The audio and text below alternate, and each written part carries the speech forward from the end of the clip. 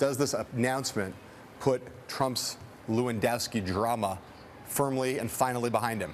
First thing I want to say about this is people in the press have a tendency to forget that everyone is innocent until proven guilty. The minute the charges were brought, everyone just assumed he was going to be charged, tried, convicted, and people have to remember, innocent until proven guilty. In this case, I think it caused a swirl of controversy at a time when Trump was going through a rough patch. I don't think at this point that even though there'll be some fallout from the way the charges were dropped, which we'll discuss, I don't think this will have any impact on the chances Trump has of being elected. I think, I agree with your first point. And, look, we on this program made the point that innocent until proven guilty on the day it happened. We also pointed out that it was unprecedented. We'd never seen anything like it before to even have a charge raised like this against a campaign manager or presidential candidate. I think at that moment in the Wisconsin primary where things were going south for Donald Trump, first starting with the way that he was treating Heidi Cruz and then followed by his abortion comments, this was part of a series of things that caused Trump to falter in a significant way in Wisconsin.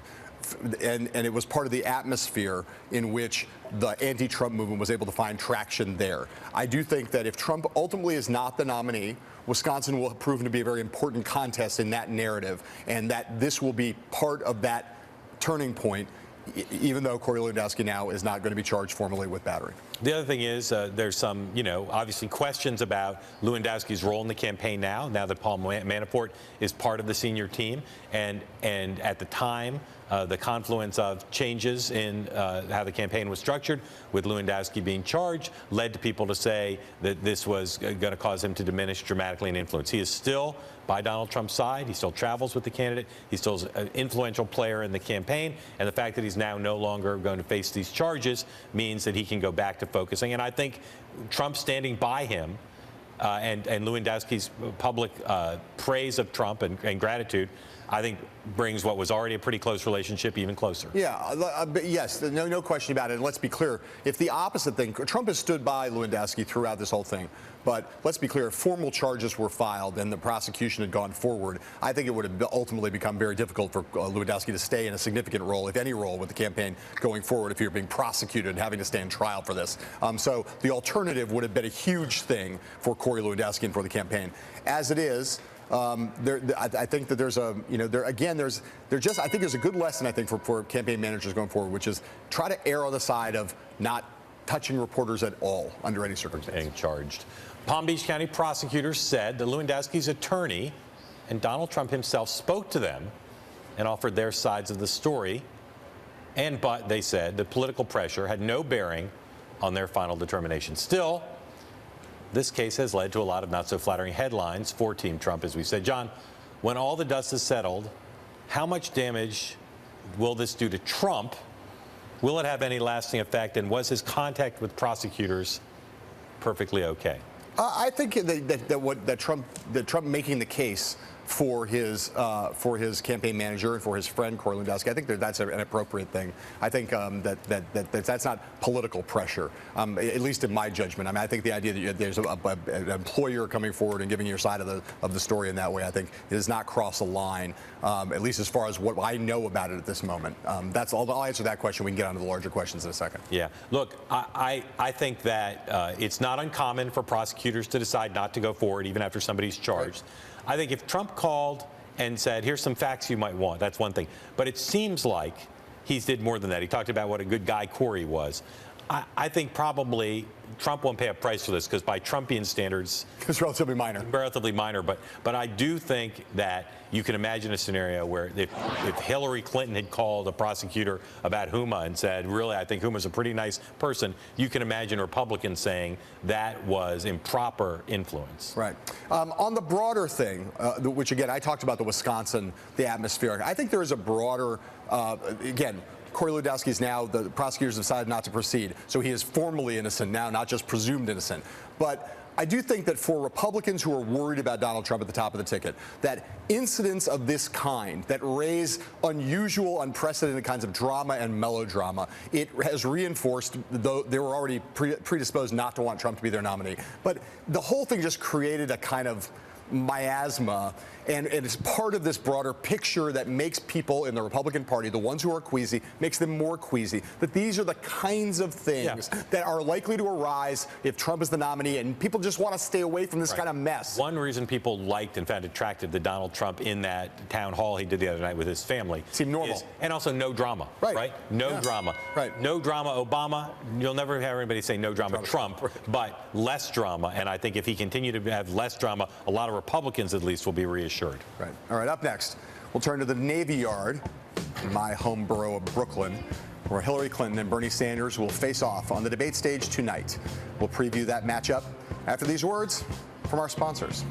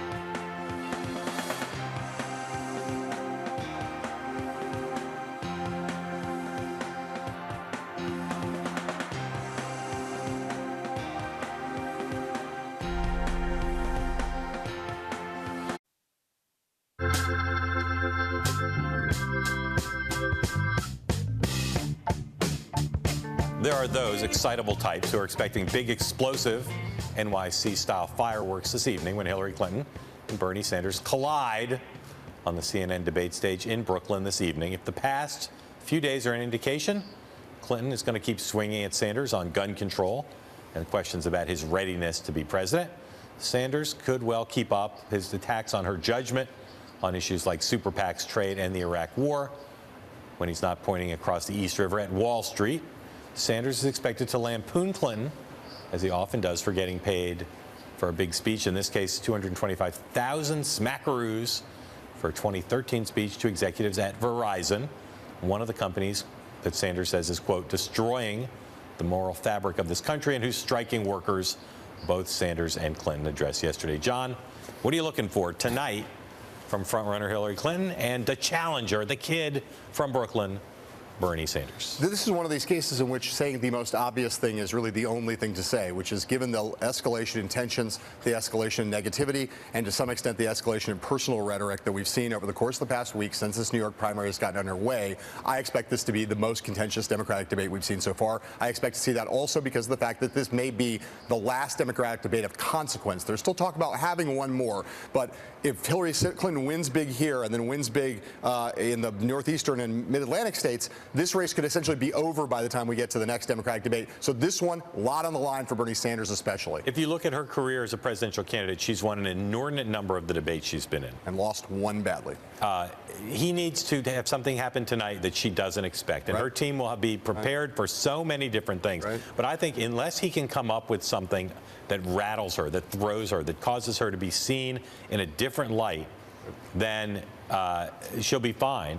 And so what do I expect? I don't expect him necessarily to come up with that. Every indication is he's not prepared for this the way almost any other candidate would. He's been a great candidate in a lot of ways. He has not been a guy who understands these are big moments. He's got to rise to the occasion and create tonight a paradigm-shifting event. Well, look, as you know, the one debate that she lost dramatically in 2008 was the question of driver's licenses for illegal immigrants.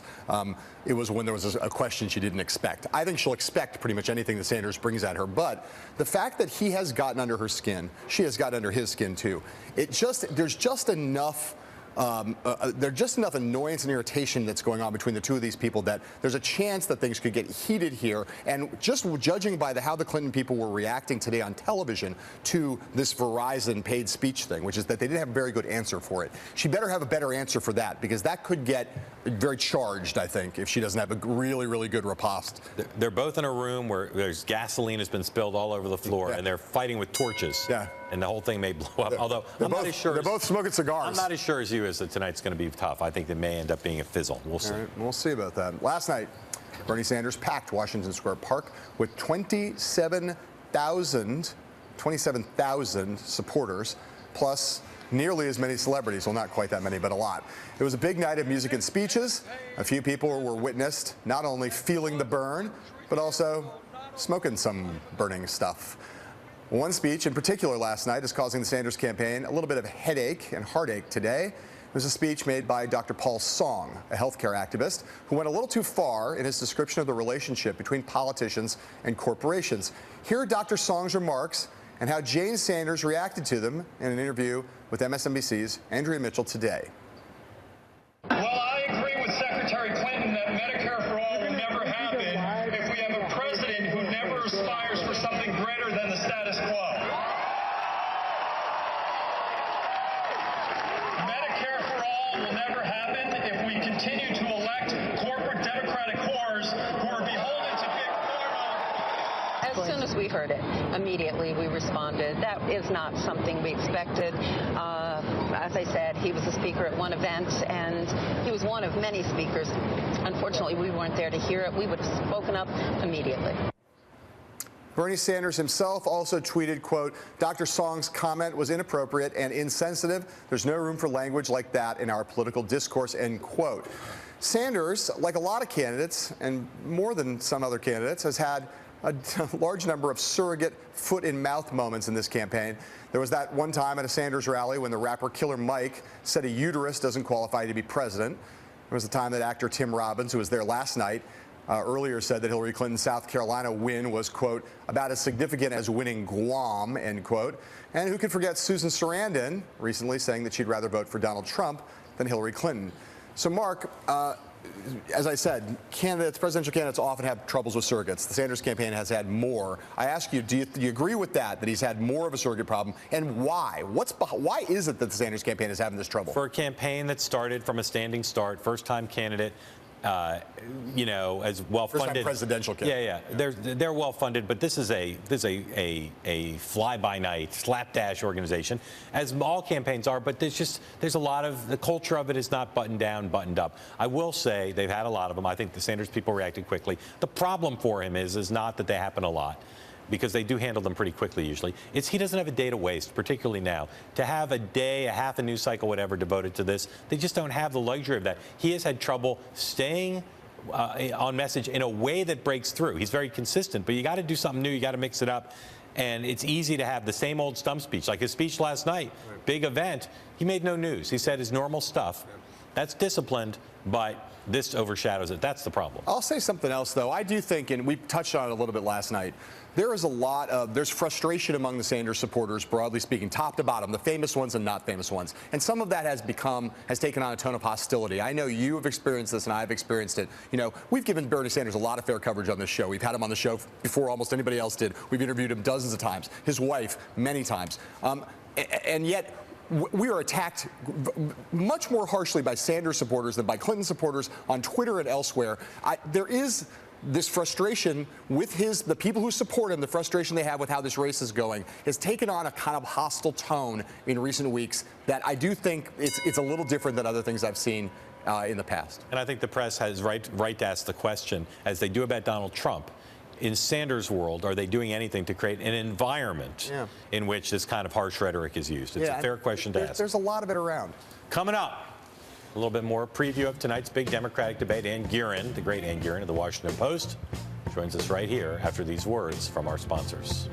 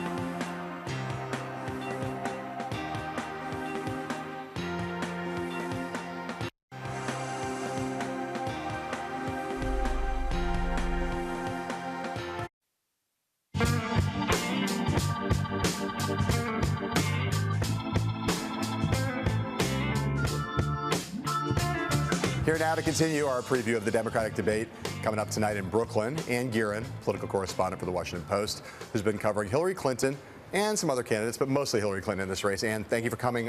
Thank you. So Mark and I were just having a little back and forth about what we expected from this debate tonight. I believe conflict galore. Mark thinks maybe fizzle. What do you think? I go more on your side. I just think it's inevitable. There's been too much friction lately. This has become a grudge match, and both of them have tried to take a step back, and it hasn't really worked. They try to take a step back, and within the same news cycle, either they or someone siding with them starts it all over again. So I think they're destined to butt heads quite a bit tonight. I expect it to be very substantive on policy. They will not do name calling, but there will be a lot of friction. Ravi Mook on with Andrea Mitchell earlier today struggled to give an answer, never really did, about her big payday from Verizon. Does the campaign seem to be worried not just about the Verizon speech, but in general about the paid speeches? You know, the paid speeches they think is water under the bridge. Certainly it is not water under the bridge for Bernie Sanders supporters, and it is something I expect Sanders to bring up and to come, loaded for bear on. I mean, she took a whole lot of money from this company that is now the subject of a strike right in the middle of Manhattan. They both went out and walked the picket line yesterday. There's just too much grist for his corporate message mill there for that not to be a big subject tonight. So here, for months, I think it's fair to say that we asked questions starting in about October when Sanders finally started to turn a little bit towards contrast at the Jefferson-Jackson dinner. The question was, when would he start to make the contrast a little bit more personal? He's done that more in the last week or so than ever before. He's not gone way over the line, and he's not gone as far as some think he would profit from doing. But he's never done it in a debate so far. So do you think he's going to be able to continue in that vein that he's exhibited on the campaign trail tonight on the debate stage, or will you think he might be a little bit inclined to back away from it on the big stage? I think we've seen him back away from it on the big stage a little bit. I mean, certainly at the very first debate when he appeared to take the email controversy off the table, which was surprising. I think he will try to do something like that again. But again, there's just this primary on Tuesday, days away, is absolutely make or break for him. He knows it. He has to make a splash tonight. He has to say and do something that breaks through and puts her on the defensive. That's what he's going to be trying to do. Let me just ask you this. Do you think Hillary Clinton will go on offense on the qualification thing? Yeah, I do. Yeah, I mean, again, she has to make a mark too, and she can't be seen as being on defense the whole time. In all my time covering presidential campaigns, I don't remember a candidate debating this many times without her or his spouse coming. Once again, President Clinton is not planning to come tonight. Yeah, I mean, the Clinton campaign is using Bill Clinton as a counter-programming message. He goes where she's not almost all of the time, it mostly works, except when he goes off message, which happens from time to time. But she has long seen his presence in the same room when she's doing something political as a real, double-edged sword. Yeah. He can get the crowd riled up, but he then becomes the focus of attention and not her. And I think he feels the same way. He's said a few times that he likes to step back and give her the limelight. This is one of those occasions. Tonight, after the debate, John and I will be eating pretzels. What are you going to be doing? I'm going to be jumping on a plane with Bernie Sanders and going to Rome. Bummer for you guys.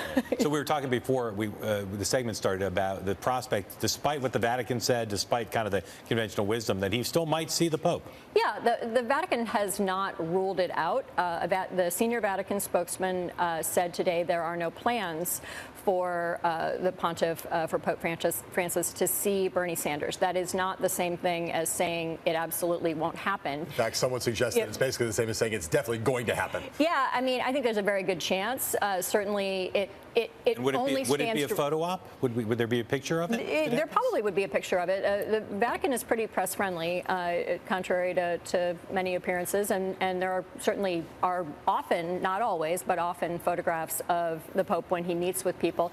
That would be such a money moment for Bernie Sanders. I also take him at his word that it would be meaningful on a personal level. This is someone with whom he feels a real kinship on policy issues and would like to meet. I mean, that goes without saying, really. It seems perfectly obvious. But it also would be such a huge moment for him. It would validate and justify his taking, 40 hours off the campaign trail here in New York to fly to Rome to give what on paper at the moment is a 15-minute speech. So you've followed her throughout pretty much this entire campaign and seen her campaign now in a lot of different states.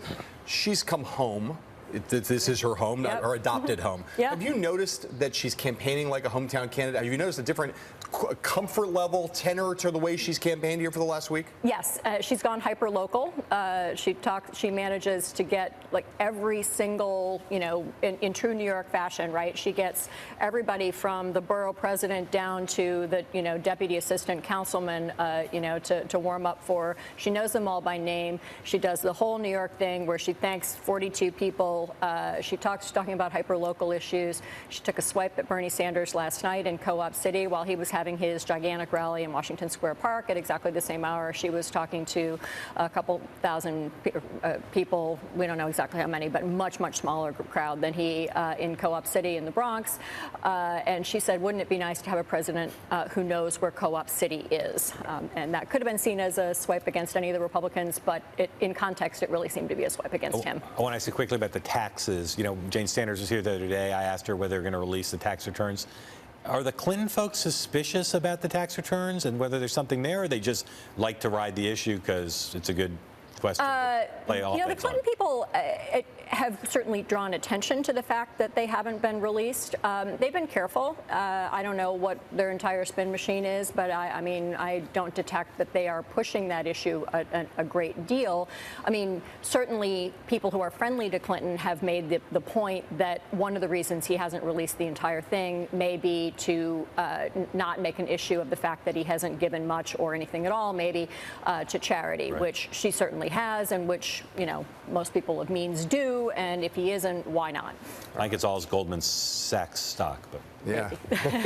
It turns out he actually runs a hedge fund on the side. All right, Ann Gearing, thank you so much for coming on the show. Have fun tonight. Coming up, the great and wonderful Alex Wagner joins us here on our set to talk more about the presidential race. We'll be right back with her after these messages.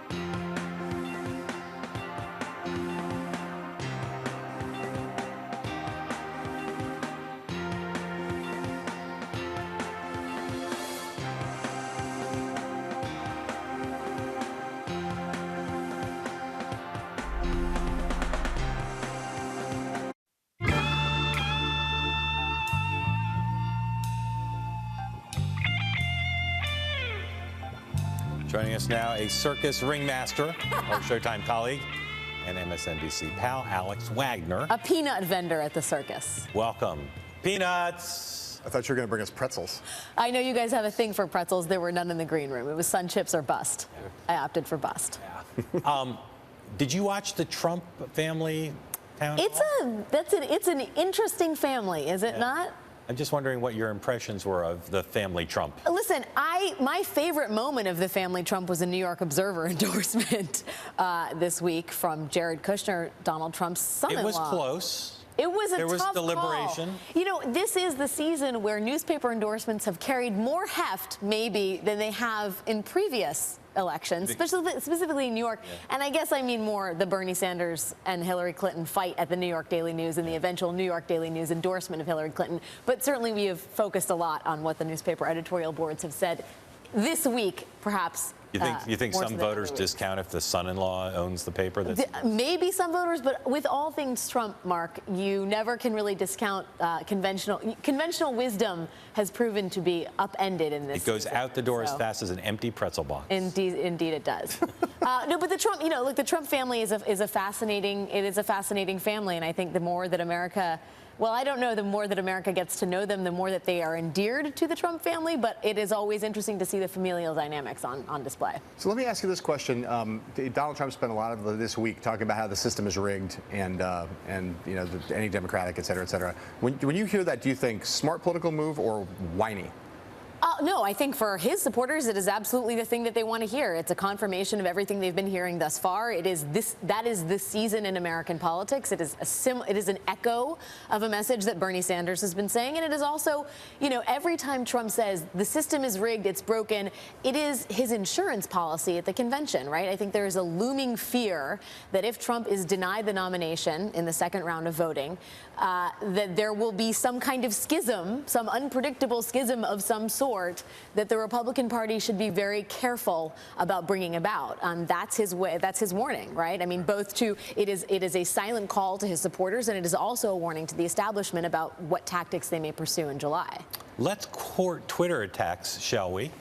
John and I've already done that. I've already done that tonight. I want to come back to this question that John and I talked with at the end of the segment about whether the Sanders campaign deserves some scrutiny the way the Trump campaign does for creating a climate that perhaps yields coarse language. We saw last night at an event, the Sanders had not arrived yet, but the campaign, an official event, a campaign surrogate, a speaker, they say he's not a surrogate, but he's a speaker at their event, called Hillary Clinton a name. Yeah. There was profanity. Well, it wasn't clear that he called her that. That's thing. Right. He made a there was a suggestion that. But a guy at the same event said F Verizon. Right. There's a coarseness to it that suggests that kind of language is fine. Do you think that the Sanders campaign, like the Trump campaign, has created a climate where on social media, on television, at events, their surrogates feel more liberated to be... Surrogates and supporters. Yeah, to be rough?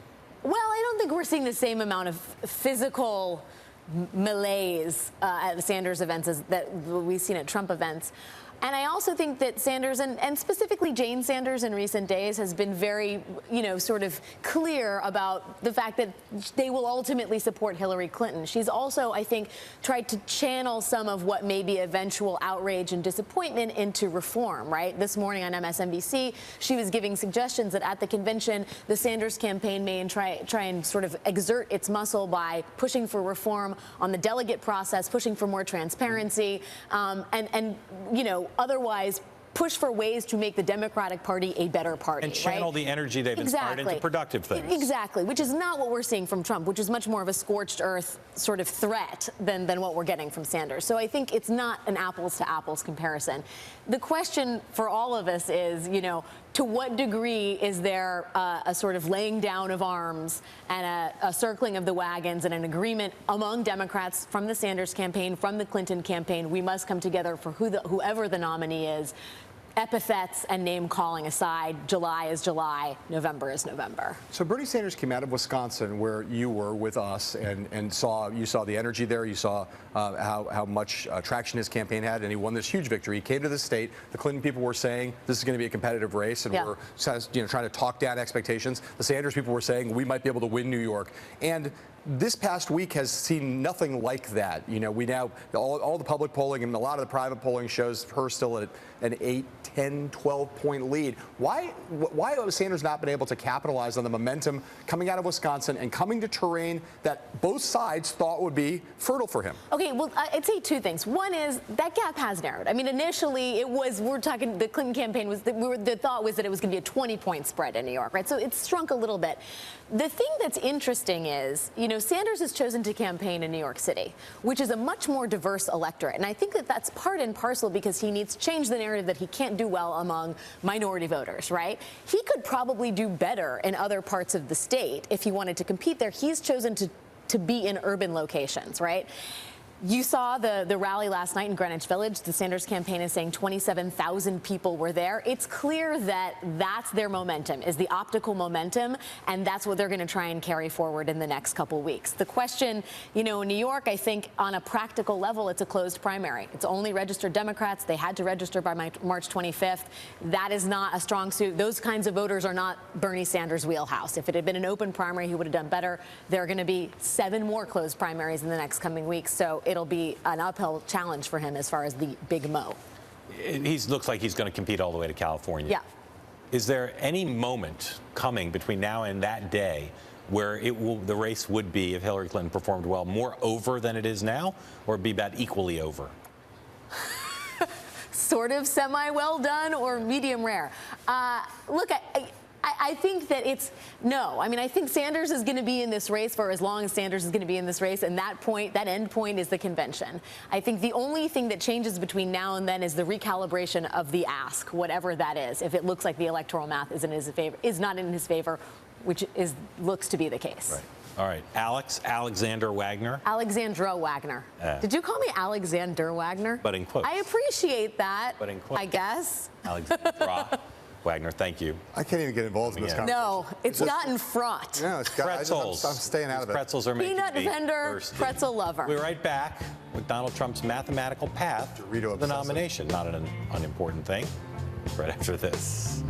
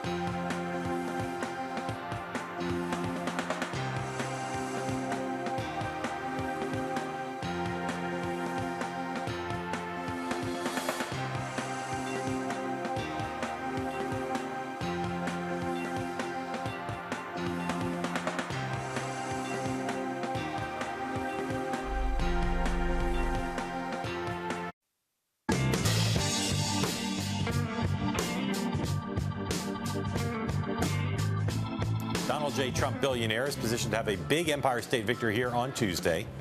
And he's already leading in a bunch of other northeastern states that vote later this month, according to public polling. Our By the Numbers segment this week looks at what big victories there could mean for Trump's chances of securing the nomination and avoiding a deadlock convention in Cleveland. In order to become the Republican Party's nominee, the candidate needs to win the support of the majority of delegates. That is a total of 1,237 delegates. Donald Trump is more than halfway there, with 743 pledged delegates. Ted Cruz follows Trump with 545, and John Kasich is in a distant third with 143. Neither Cruz nor Kasich have a realistic chance of winning the nomination before this summer. The math does not add up. Trump is the only one with a shot, but even his path is narrowing. With only 16 contests left and nearly 800 delegates up for grabs, Trump would need 62% of those 800 to avoid a contested convention in Cleveland. So, how does Trump get there? The upcoming northeastern state contests are critical.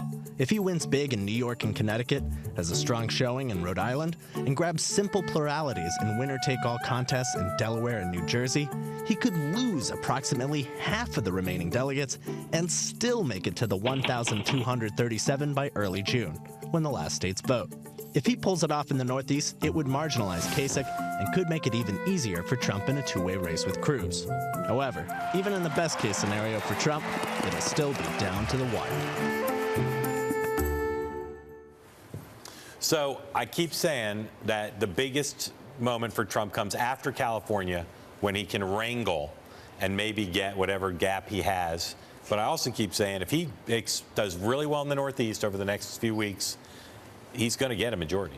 Well, he could. And one of the key things is, you know, whether he can recapture the kind of performances that he had when he was really on a roll. And those are, you know, New York is, I mean, that seems like an obvious thing to say.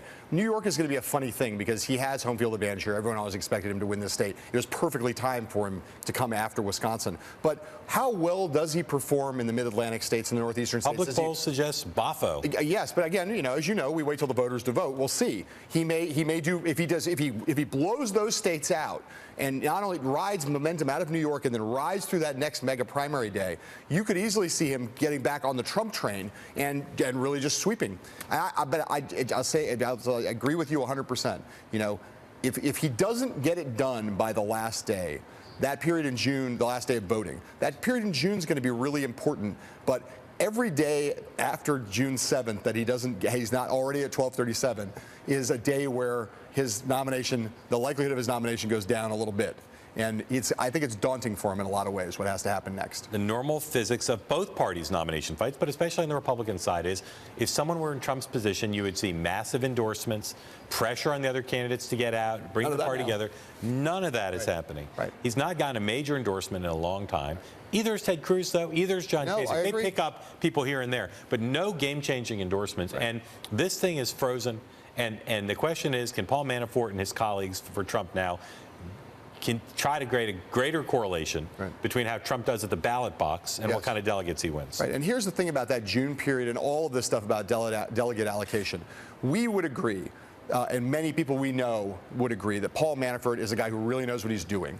Rick Wiley, who just got hired, another guy who really knows what he's doing. The only question is it too late? Yep. All right, up next, NBC News' Katie Tur joins us to talk about Donald Trump and a big Republican gala this evening here in Gotham City right after this.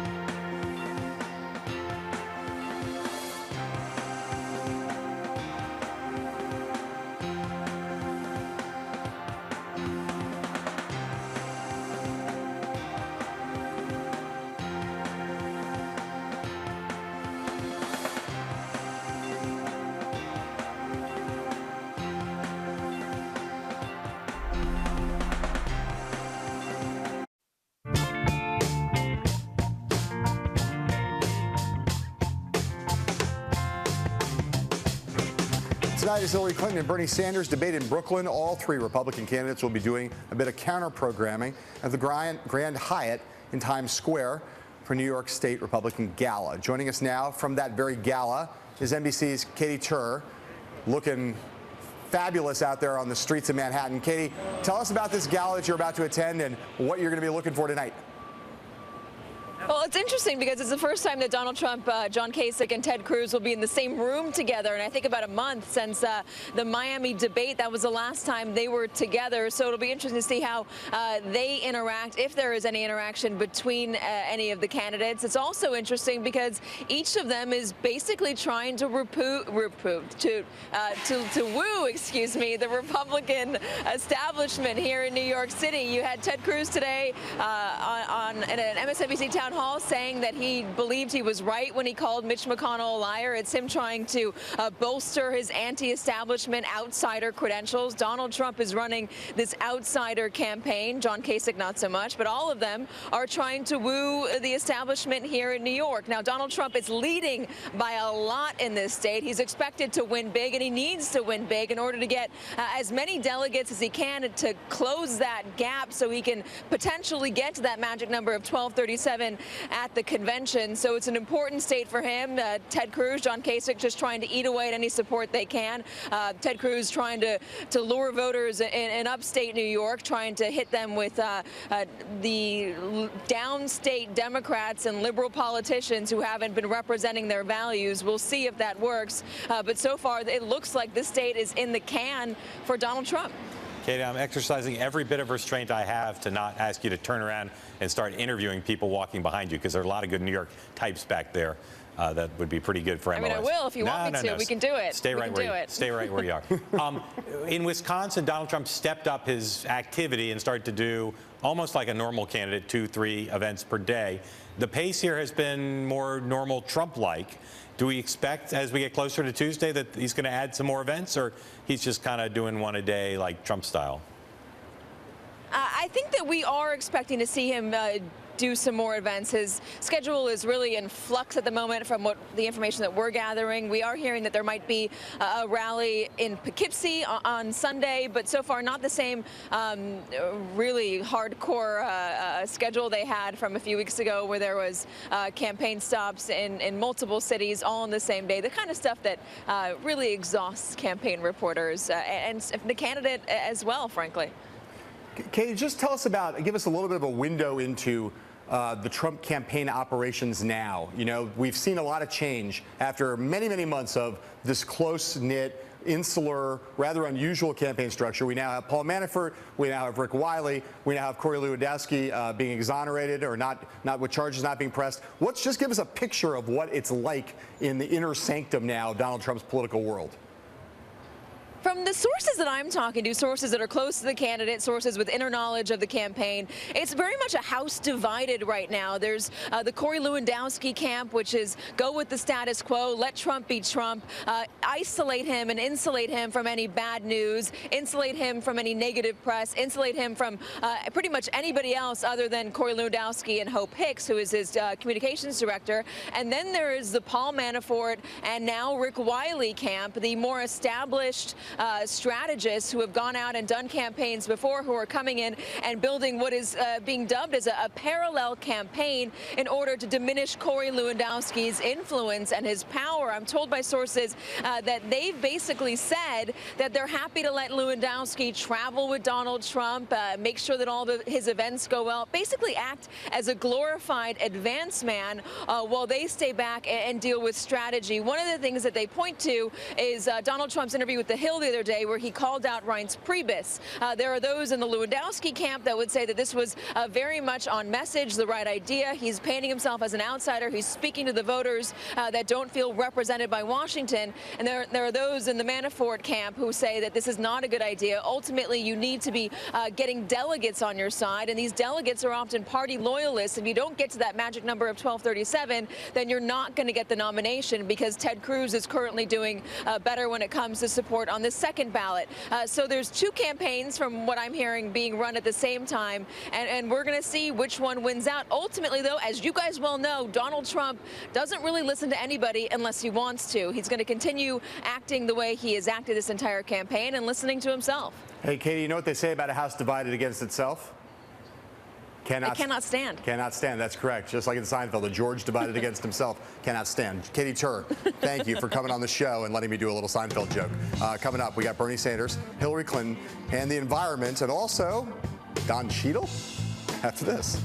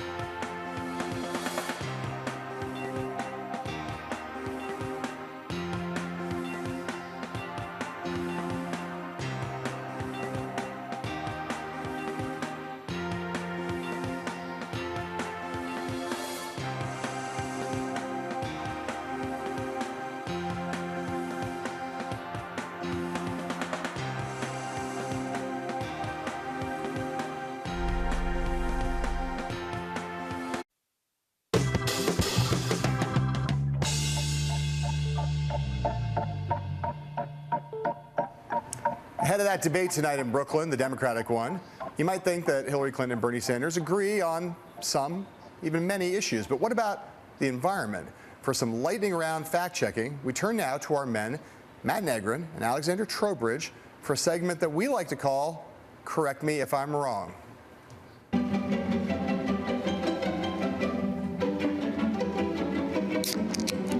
I just think that Batman vs. Superman is going to go down as one of the greatest movies of all time. Whoa, dude, what are you doing? What? Think about the environment. Why? Nobody else is. Not the candidates. And correct me if I'm wrong, certainly not the voters. Wrong. 63% of Americans think climate change is a serious threat, which, correct me if I'm wrong, makes the environment a top issue. Wrong. There's a poll for everything. I read one that said only 2% of Americans think that compared with every other issue, the environment should get top priority. Yeah, but Democrats do care. The only problem is, correct me if I'm wrong, Hillary and Bernie agree on a lot of environmental policy. That's got to be wrong. But what about the Paris Accords? Hillary supported them. Bernie said they didn't go far enough. And, correct me if I'm wrong, that's exactly how they felt about President Obama's Clean Power Plan. Wrong. Both supported that. Both wanted to go further. Offshore drilling. Both against. Fracking. Hillary for, now pretty much against. Bernie against. Keystone. Hillary demurred, now against. Bernie against. Well, what about how, ordinary people can fight global warming? Correct me if I'm wrong, doesn't Bernie Sanders want to spend millions of dollars on solar panels for low-income housing? You know, solar homes? Yeah, but correct me if I'm wrong, it's not like anybody actually owns a solar home. Wrong. I do.